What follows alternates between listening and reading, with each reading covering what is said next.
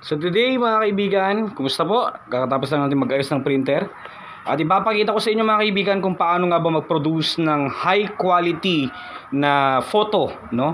Kahit mumurahin lang at budget meal lang yung mga gamit natin, yung mga tools natin, yung mga aparato natin mga kaibigan, pwede tayong mag-produce ng pang professional looking at high quality. Syempre ang gamit natin mga kaibigan, Kuyi Pigment Ink at Epson L121. Ang gamit nating driver sa ating computer ay Epson L110. Try nyo i-download and install mga kaibigan, mas maganda kasi yan.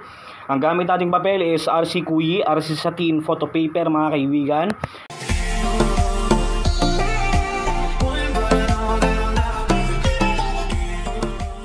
At ngayon kasalukuyan tayo nagpiprint ng 8R wedding photo. Pagkatapos niyan mga kaibigan, pagkatapos natin mag-print, dapat naka ultra high quality dapat dito sa inyong printing settings mga kaibigan, no? Tapos ready na rin syempre, maglalagay tayo ng photo top na glossy para mas maging professional looking siya.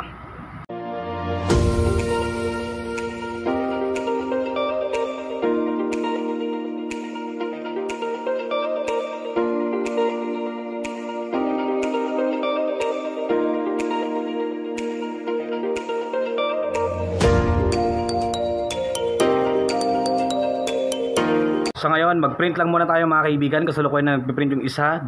Dalawa yung piprint nating 8R, no? Para ito, maging professional looking kahit na budget meal lang yung mga gamit natin. So tapusin ko lang yung printing mga kaibigan.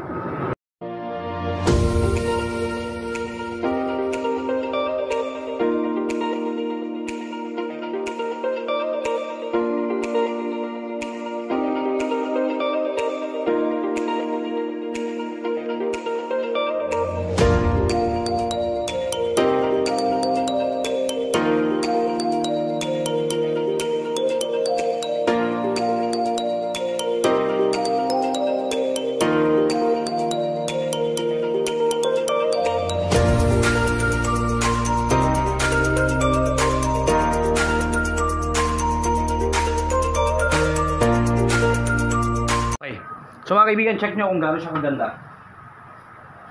Ganito ang print ni Epson L121. Panalo to. Oh. Ganito ang print ni Epson L121 gamit si Epson L121, Kuyi Pigment Ink at RC Satin Photo Paper mga kaibigan. So professional looking siya. No.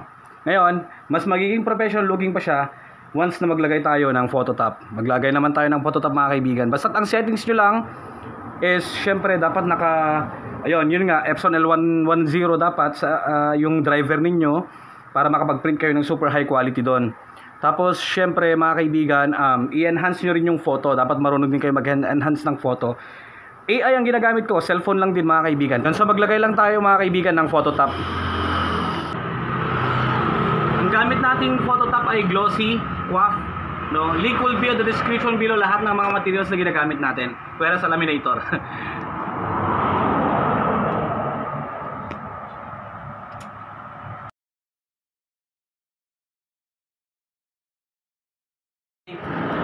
So ganito na yung itsura mga kaibigan na nalagyan ng photo top. Pasensya na sa kamay ko mga kaibigan kasi nililinis din tayo ng printer, no? So ito na yung nalagyan ng photo top, as in very professional na yung datingan ngayon. Ano ba ang purpose ng paglalagay natin ng photo top? Syempre para maging waterproof at para maging dust proof din at para matagal mag-fade or para hindi siya mag-fade totally mga kaibigan. So yun, makapal to. Kahit basahin natin to, waterproof na siya yung estado niya ngayon.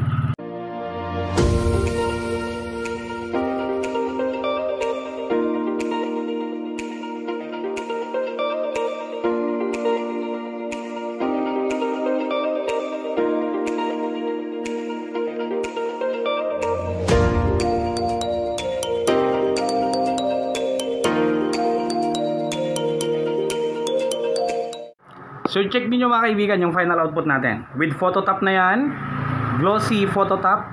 Wow, very professional looking mga kaibigan. Daig pa nito yung Photolution na pang photo printing talaga. So yan yung back. Hindi pa natanggal, hindi pa kasi natanggal yung photo top mga kaibigan. So gagawin natin, ikakat na lang natin dito. Pero yan na. Ito na yung output mga kaibigan. Super kapal ng ating papel. Ito naman yung isa. Yan. So okay, lahat ng mga materials na kakailanganin, link will be on the description below mga kaibigan. Para kung gusto ninyong magnegosyo, pwede lang din. So hanggang dito lang muna. Maraming salamat sa inyong panonood mga kaibigan at hanggang sa muli po.